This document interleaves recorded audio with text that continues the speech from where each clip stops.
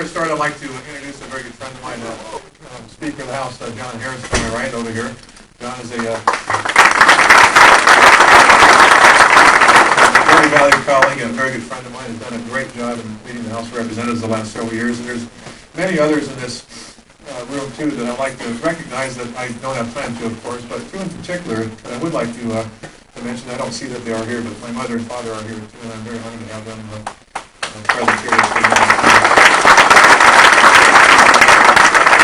And one final thing, as you know, I had some surgery, so please bear with me if I don't speak very, very clearly here, but I'll do the best I can.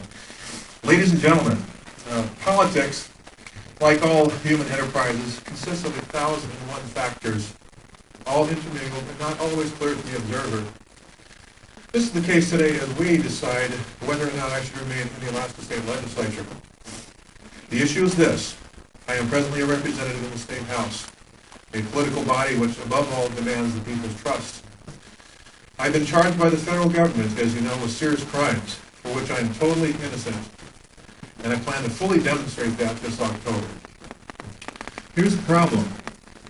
I know I'm innocent, and my loyal friends and supporters know I do not have the moral or specific intent to even contemplate what I've been charged with. But the media and the population in general does not know I'm innocent. This has left a cloud of doubt over me and my votes. Thus the decision whether to step down. In a recent newspaper column, I asked Alaskans to weigh in on this issue. So far, I've received right around 235 responses.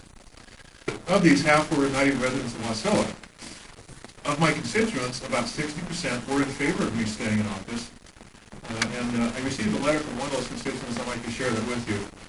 Quote, Vic, you can continue to serve while fighting the charges because you've always served the valley with real diligence and integrity. In time, you will resolve the charges against you, close quote. I sincerely thank you for that compliment. Or of the 40% who were for resigning, a person sent me this email.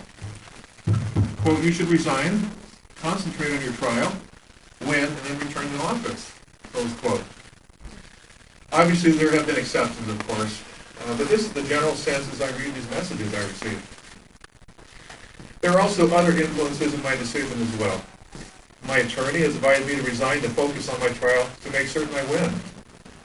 My father, who I mentioned, argues for me staying in the legislature and do my constituent work, while I also work on this federal case. But my mother feels the exact opposite. So it's not an easy decision, as you can see.